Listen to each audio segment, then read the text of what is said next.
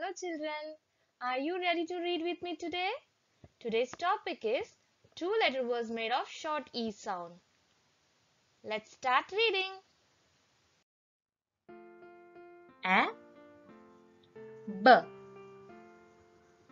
ab, A, B, ab, A, d, ed, A, d, ed, A, g, egg, A, g, egg, A,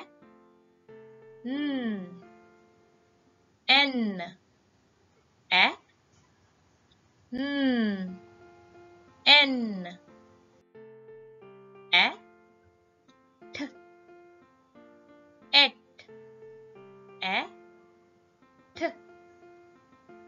et. Can you read with me? Ebb, ed, egg, n, et. Now it's your turn to read.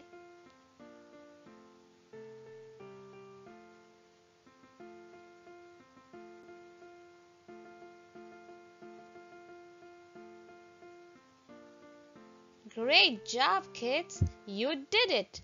Keep reading! Please like, share and subscribe my channel. And don't forget to hit the bell icon to get new video alerts. Thanks for watching.